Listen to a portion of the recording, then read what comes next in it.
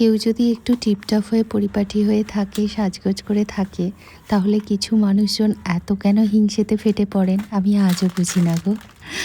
আমি যেহেতু বলেছিলাম আমার বাড়িতে কোনো হাউস হেল্প নেই, আমি সমস্ত কাজ একা করি, বাসনপত্রও ক্লিন আমি নিজেই করি। তো তাদের মনে হয়েছে আমি নাকি নাটক করছি, কারণ এত বাসনপত্র পরিষ্কার করার পরে হাত কাজের মাসিদের মতো হয়ে যাওয়াটা উচিত। আমার হাত যেহেতু কাজের মাসিদের মতো নয়, সেই জন্য আমি নাকি মিথ্যে কথা বলছি। তাই তোমাদেরকে এসে আমি এই যে বাসন পরিষ্কার করে দেখালাম, এই সিচুয়েশন ছিল বাসনের, আর এখন এতটা চকচক করছে। পিতাম্বরী পাউডারের সঙ্গে ডিশ ওয়াশার মিশিয়ে আমি ক্লিন করেছি। আর এই যে যখন আমি বাসন মাজি তখন আমি এই ধরনের গ্লাভস পরে নিই, ফলে আমার হাতটা দেখো, আমি বাসন মেজেছি কিন্তু আমার হাতে এক ফোঁটা জলও লেগে নেই।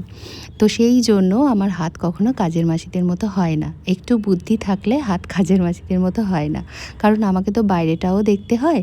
আর এই হ্যান্ড ক্রিমটা আমি সবসময় ইউজ করি, ফলে হাতটা ভালো থাকে। আশা করি যাদের ডাউট ছিল ক্লিয়ার করে দিতে পারলাম। তো যাই হোক, আজকে বাজারে গিয়ে দেখলাম এত সুন্দর সজনে ফুলগুলো এসছে।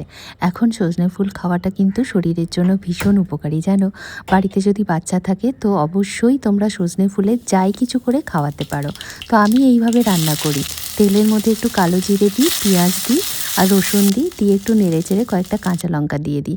তারপরে সজনে ফুলগুলো দিয়ে একটু সামান্য নুন আর হলুদ দিই, ব্যাস। আর কোনো মশলা আমি দেবো না। এবার কয়েকটা চিংড়ি অ্যাড করে দিই, জানো। চিংড়িগুলো আগে থেকে একটু নুন হলুদ মাখিয়ে রেখেছিলাম। এবার নেড়ে চেড়ে একটু ঠান্ডা করে তারপরে মিক্সিতে ভালো করে ব্লেন্ড করে নেব, ব্যাস। আমার সুপার ডুপার হেলদি একটা রেসিপি তৈরি হয়ে গেছে। আর এটা এত টেস্টি হয়, আমার মনে হয় এটা বিরিয়ানিকেও হার মানিয়ে দেয়। এটা বানালে আমি আর অন্য কিছু বানাই না, আমি শুধু এটা দিয়েই ভাত খেয়ে ফেলি। আর এটা ভীষণ ভীষণ টেস্টি হয়, বাচ্চারা ভীষণ পছন্দ করবে। তোমরা একবার বানিয়ে খেয়ে আমাকে রিভিউ দিয়ে জানিও কেমন লাগলো। তো যাই হোক, এবার খাওয়া দাওয়া করে দৌড় দিতে হবে স্টুডিওতে, প্রচুর কাজ আছে। তো আজকে ব্লগটা এইটুকু। তোমরা সবাই খুব ভালো থেকো, সুস্থ থেকো, টাটা।